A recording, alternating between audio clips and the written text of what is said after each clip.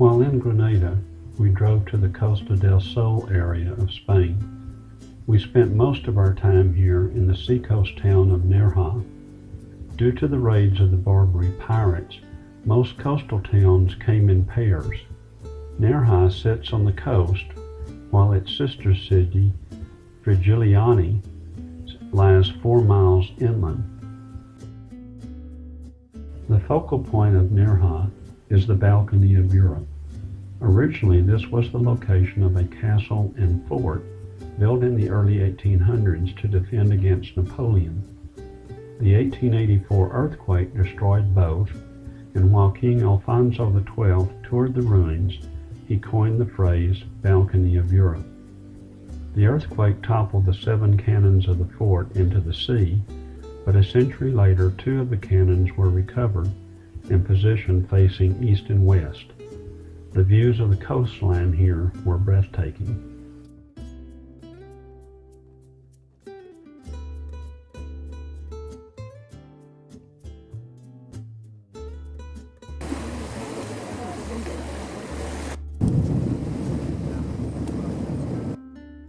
Nerja became famous in the 80s when a Spanish TV show called Blue Summer became popular in Europe.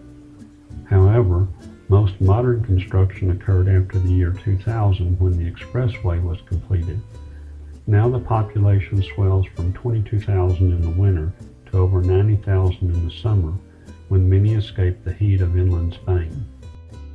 Just a block inland from the balcony, the Church of San Salvador was likely built upon the ruins of a mosque during the 1600s. The wooden ceiling is mudéjar in style and resembles construction found in the Alhambra.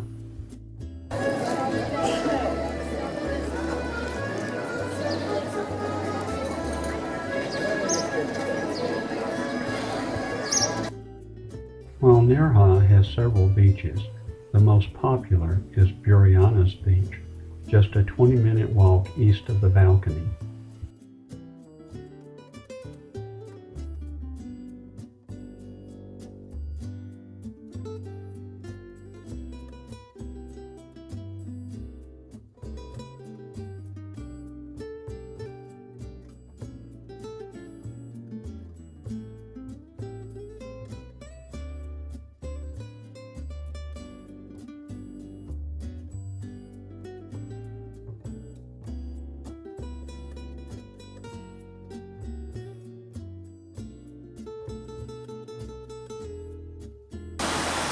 This is that Balcony of Europe that we were at earlier. The most popular restaurant on the beach is Ao's, owned by a ponytailed bohemian who has been in this location for 30 years. For €7, you get all-you-can-eat paella. Ao is also one of the 5 local kids who discovered the Nerja caves.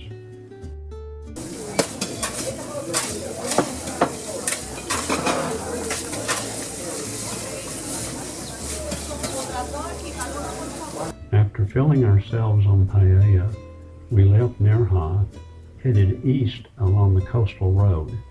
We had great views of the Mediterranean coastline. We even came upon one of the watchtowers built in the 16th century to warn residents of approaching pirates. And this is St. Nicholas Square. You can probably hear a Spanish gypsy playing guitar and singing in the background. We're up at St. Nicholas, our last evening here, to get pictures of the Alhambra, then up at night. It is a pretty setting.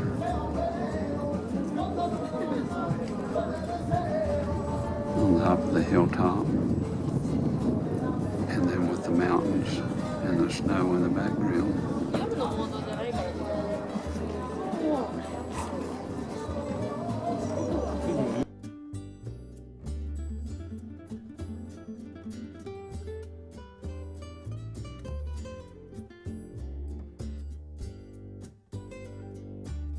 There was a Muslim cleric calling for evening prayer from this tower.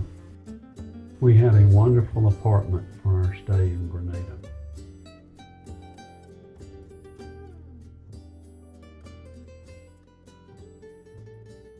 Leaving Grenada, we drove through some beautiful farmland on the way to our first hill town of Ronda. While a little too far from Ronda, our bed and breakfast had great service. We had an afternoon tea and a very good breakfast. Ronda's two main attractions are the New Bridge and the oldest bull ring in Spain. The only rainy day we had on the whole trip caused us to bypass the bull ring, but the New Bridge was worth the trip to this town. The New Bridge spans a 200-foot wide, 350-foot deep ravine called El Tajo. Built between 1751 and 1793, the current bridge replaces one built in 1735 and the original bridge built in 1485. It is the dividing line between the old Moorish part of town and the newer town built after the Christian conquest in 1485.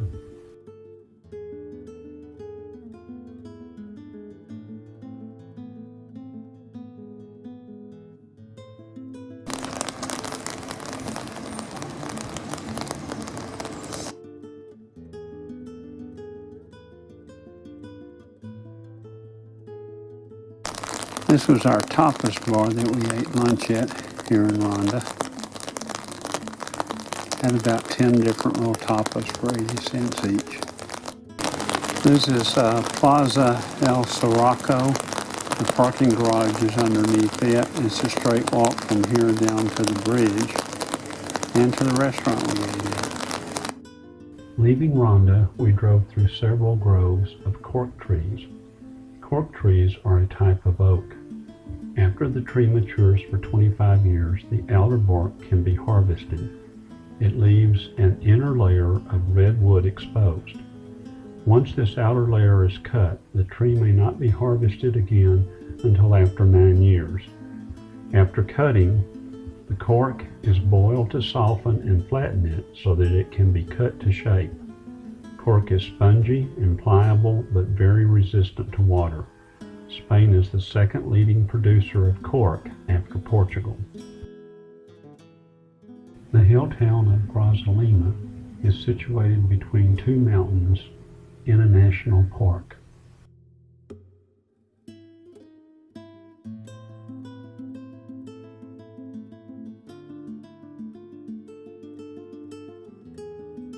And this is the road that we drove up into town. This is from the main square, or plaza, looking down the valley. It's a beautiful setting.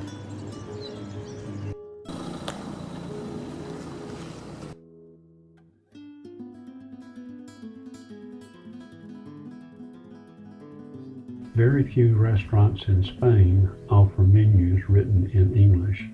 This makes it fun when it comes time to order. Leaving Grazalema, we were detained by some local traffic.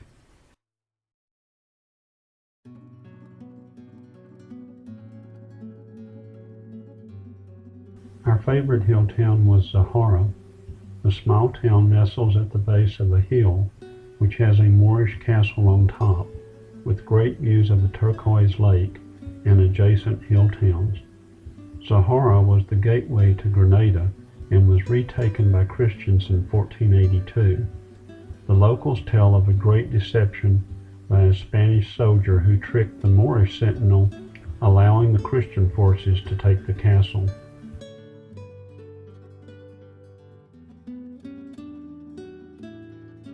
One of our most memorable meals on this trip was eaten at this restaurant that had magnificent views from the dining room. Heading to Sevilla, we made a brief stop in the hill town of Arcos. After parking the car, we walked to Plaza del Cabildo. This is the main plaza of the old town and used to serve as a bull ring also. On the right is the Parador, or Governor's Palace. It flies the flags of Andalusia, Spain, and the European Union. On the left is City Hall, below an 11th century Moorish castle. Ferdinand and Isabel held strategy meetings in this castle for the Reconquista. The Church of Santa Maria lies at the far end of the plaza. After Arcos was retaken from the Moors in the 13th century, the church was built on top of a mosque. The original bell tower fell in the Lisbon earthquake of 1755, and money ran out before the replacement could be finished. The church guardian resides in the upper room. The flying buttresses can be seen on the right side of the church. The Mirador lies at the near end of the plaza. From it you look towards Morocco and get great views of the valley far below. Locals brag they see only the backs of the birds. The second church in Arcos is St. Peter's. Both churches battled for papal recognition. When Santa Maria won, the parishioners refused to say Mary's name and instead pray St. Peter, the Mother of God. Another overlook below St. Peter's gives views of the lower portion of Arcos. Leaving Arcos, we stumbled upon this pond that had flamingos feeding.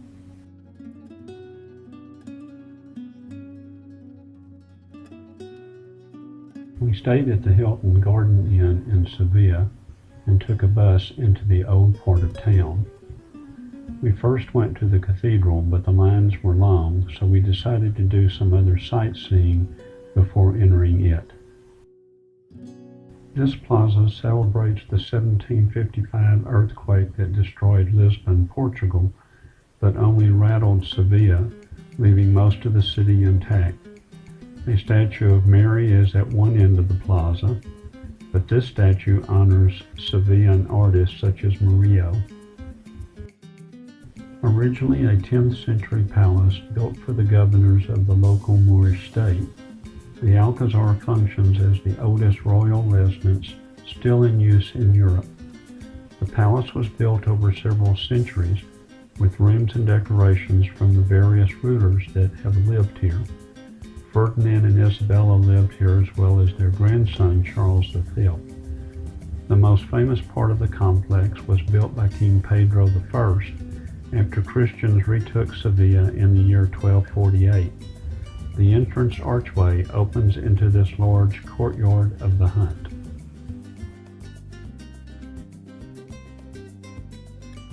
The first room in the palace is the Admiral's Hall.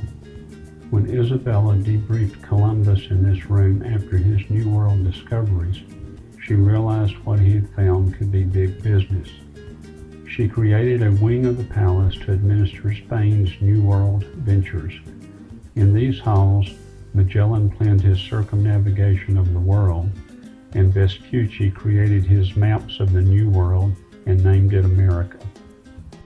The altarpiece painting is St. Mary of the Navigators, painted by Fernandez in the 1530s. Mary, the patron saint of sailors and a favorite of Columbus, keeps watch over the tiny ships beneath her. One of the left-hand panels contains the first paintings of Indians of the New World. The other is of King Ferdinand. And one of the right-hand panels has the first known portrait of Columbus, which was completed after his death. The Santa Maria, Columbus's flagship, was the only one of his 3 ships that did not survive the 1492 trip. It ran aground on Christmas Day in Haiti and was dismantled to build a fort for 39 colonists. However, natives destroyed the fort and killed its inhabitants after Columbus left. Opposite the altarpiece is the coat of arms of the Columbus family. His descendants currently live in Spain and Puerto Rico. Passing through the Mudejar facade of the Palace of King Pedro I, you enter the courtyard of the Maidens. This central courtyard contains a reflecting pool and is surrounded by rooms. Pedro abandoned his wife and had Muslim workers from Granada build this Alhambra-like palace for his mistress. In the Hall of the Ambassadors, King Pedro I received guests and caroused in luxury. The room is a cube topped with a half dome. The cube represented Earth, while the dome represented heaven. all this indicating that Pedro ruled over both. The stucco walls are covered with Islamic sayings, but also contain Christian motifs and images of natural objects that are foreign to Islamic architecture.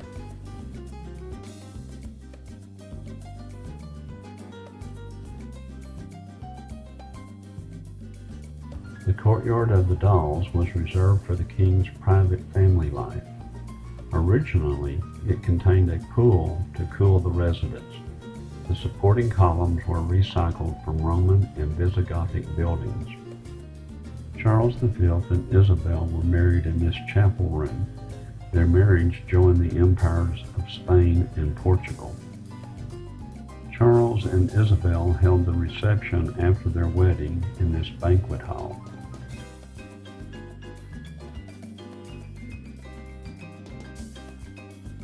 The Hall of Tapestries contains 16th century Belgium and 18th century Spanish tapestries. This tapestry is a map of the Mediterranean world which has a reverse view of modern maps, with south at the top and west on the right.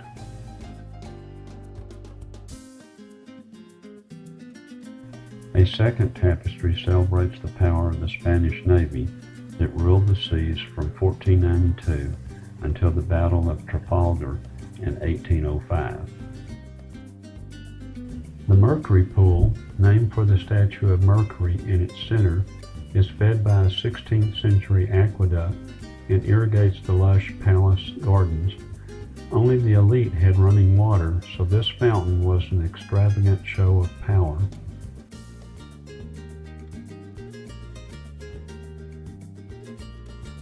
While tourists pay to enter the gardens, they are open free to the Spanish public. The people took control of the palace and gardens in 1931 when the king was exiled.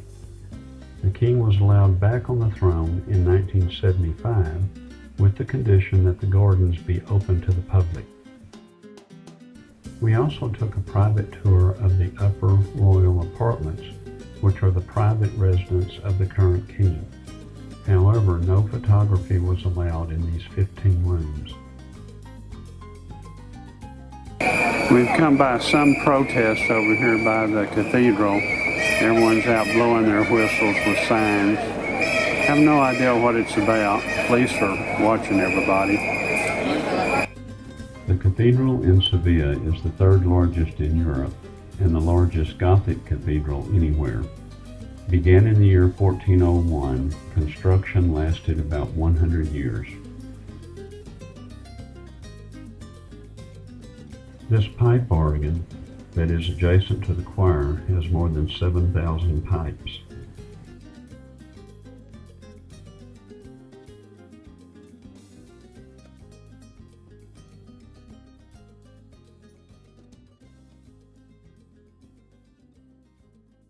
This wrought iron Renaissance grill protects the largest altarpiece ever made.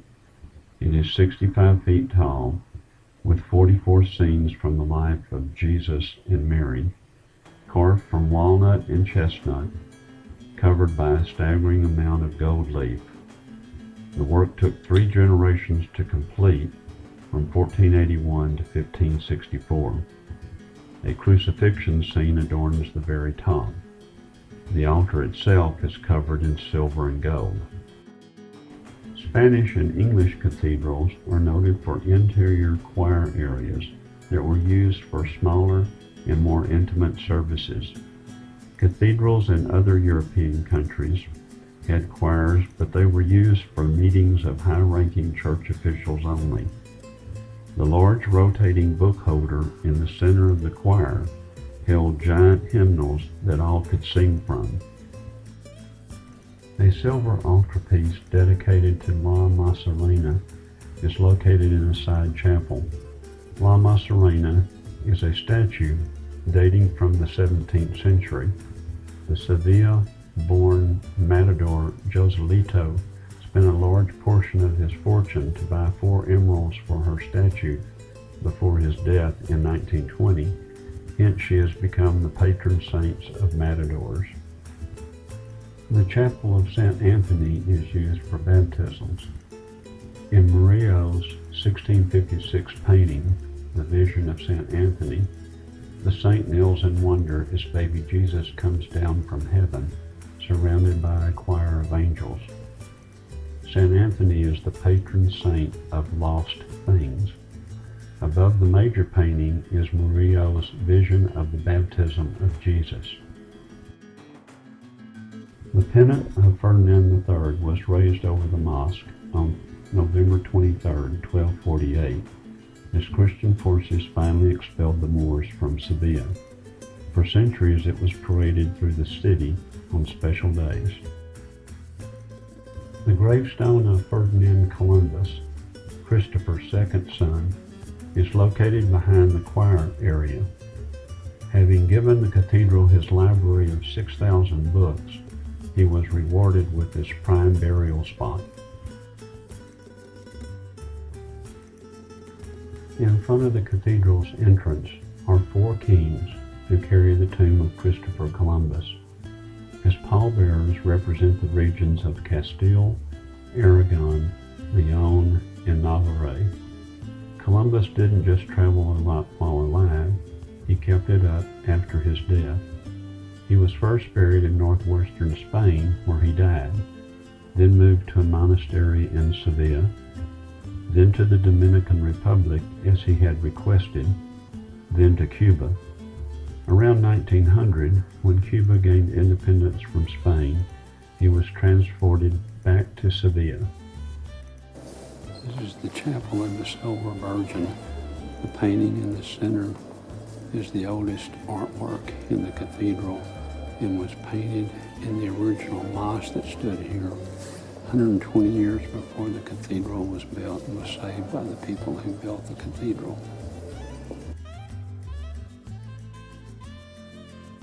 This Goya painting features Justa and Rufina with their trademarked bell tower, pots, and palm leaves. Dominating the main sacristy is the 1,000-pound silver-plated monstrance. The 16th century dome is marked by intricate masonry. God is depicted in the dome's cupola, with 3 layers of figures ringed below him. The first level depicts the heavenly host, while the second layer depicts relatives waiting in purgatory. The final level represents those who have been cast into hell. The treasury contains Spain's most valuable crown, which sparkles with thousands of tiny precious stones, and the world's largest pearl used as the angel's torso. This crown was paid completely from the donations of locals. The chapter room, where monthly meetings take place with the bishop, is adorned with a unique oval dome and paintings by Murillo. The Giralda bell tower is the minaret of the old mosque. The 330-foot climb was done 5 times a day by someone riding a donkey to call Muslims to prayer. It was quite a climb on foot.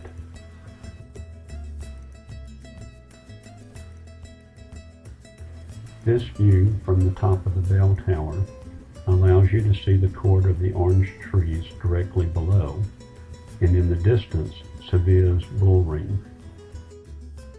This view contains the Plaza of Triumph in the near foreground with the white statue, and the Alcazar that we toured earlier this morning before entering the cathedral. There were many other good views of the city, and I was able to study the bell works up close.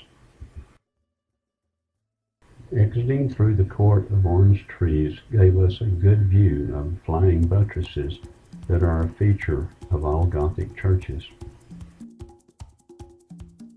This is the palace of the Archbishop in Seville.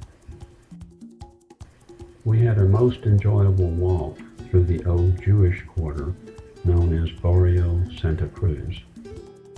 We began this walk in the Plaza of the Virgin of the Kings. Several images of Mary are seen throughout the city, As legend has it, the king carried this image with him when he drove the Moors out of Seville. We also passed through the Plaza of Triumph, celebrating Sevilla's escape from the 1755 earthquake. Walking down Calle Agua, you have the opportunity to view some of the beautiful family courtyards characteristic of this part of the city. Calle Agua, or Water Street, parallels the water pipes that the Moors built in the 12th century to carry water to the Alcazar. Plaza de la Santa Cruz is at the heart of the Jewish quarter. The original Jewish synagogue was destroyed by Christians and replaced with a church. The artist Murillo was buried in the church, but no one knows exactly where since Napoleon destroyed the church when he invaded Spain. The French consulate now occupies one of the buildings on this square.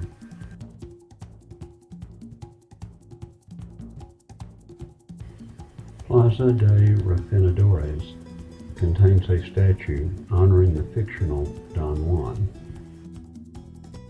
The artist Murillo, who lived from 1618 to 1682, lived in this house.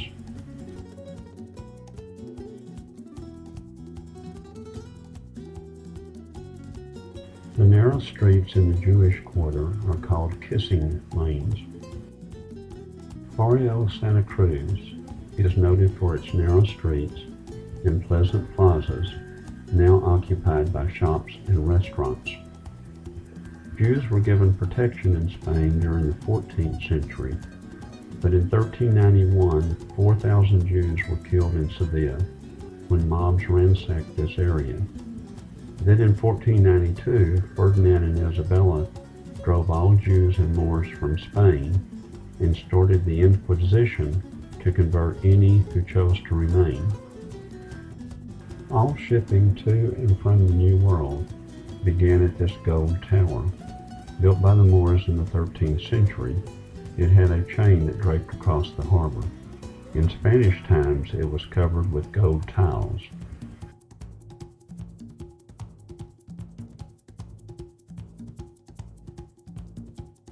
Leaving Seville, we drove through the Spanish countryside until crossing the border into Portugal.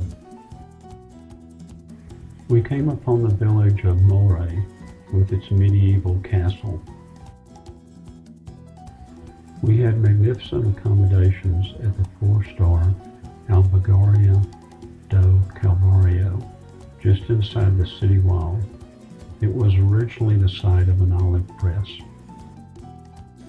After a great lunch at Adega do Alatejano, we took a stroll outside the walls to view a 16th century aqueduct.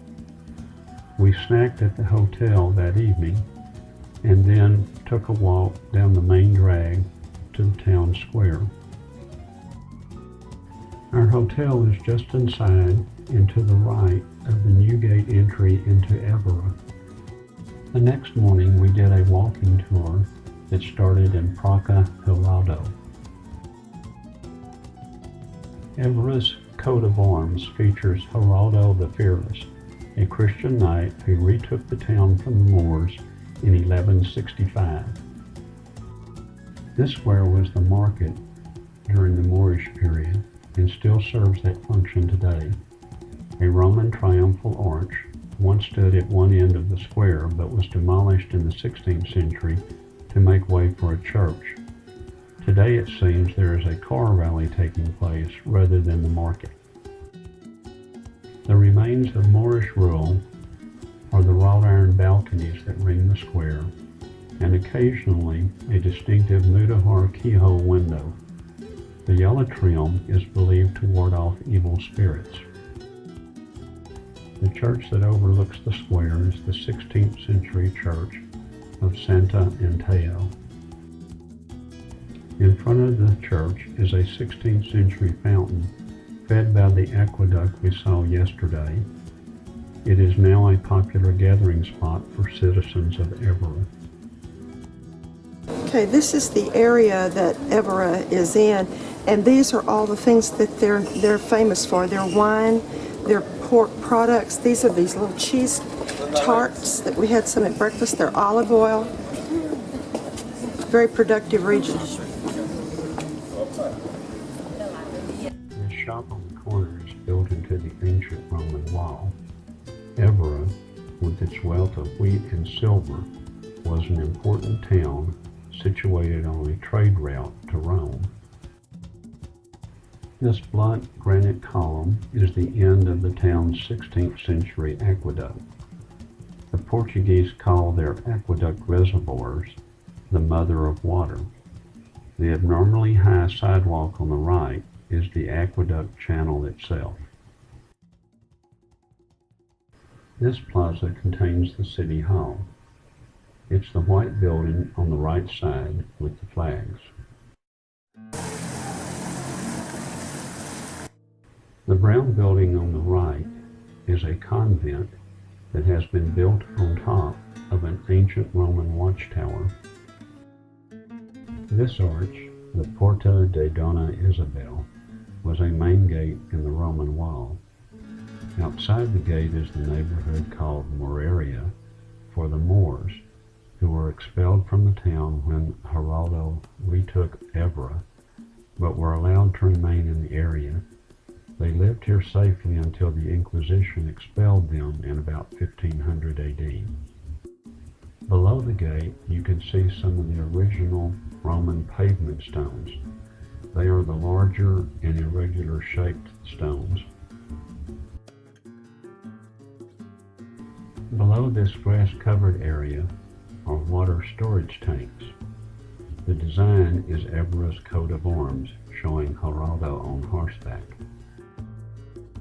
This public garden area is part of the town square.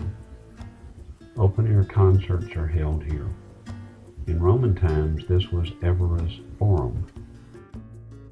With 14 Corinthian columns, this temple was part of the Roman forum in the main square in the 1st century AD.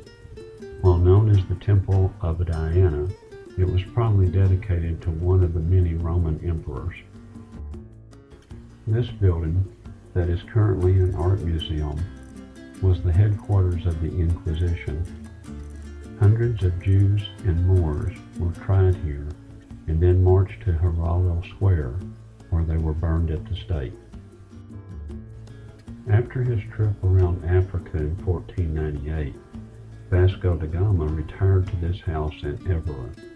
Plans are to turn his home into a museum. Portugal has 3 archbishops. One resides here in the Cathedral of Santa Maria de Evora. Built in the late 12th century after Geraldo's victory, the cathedral is a mix of Romanesque and Gothic styles. As usual, it is built upon a mosque, which in turn was built atop a Visigothic chapel. We chose to climb the stairs to the roof of the cathedral first. Here we were able to get a unique perspective on the architecture of the building and were treated to beautiful views of the town and countryside. Returning to ground level, we viewed the peaceful cloister area, which is ringed by covered walkways bearing the tombs of previous archbishops. We then took a brief tour of the interior of the cathedral. There is an icon of a pregnant Mary, and the crucifix is made of wood but has the appearance of marble. There is also a box for the king to worship from.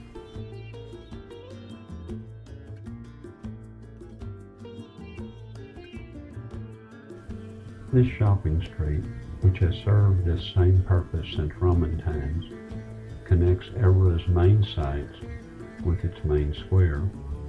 The name of the road celebrates October 5, 1910, when Portugal shook off royal rule and became a republic. The street is lined with products of the Alentejo region: cork, tile, leather, ironwork, and rugs. This Portuguese Stonehenge dates from about 5500 BC. It stands in the midst of cork trees, about 20 minutes west of Everett. This is one of many such sites in this region. 95 rounded granite stones were erected in the shape of an oval. It's the largest megalithic monument in Iberia and one of the oldest in Europe, some 2,000 years older than Stonehenge. Some of the stones have raised carvings, barely visible, of circles and shapes resembling a shepherd's hook.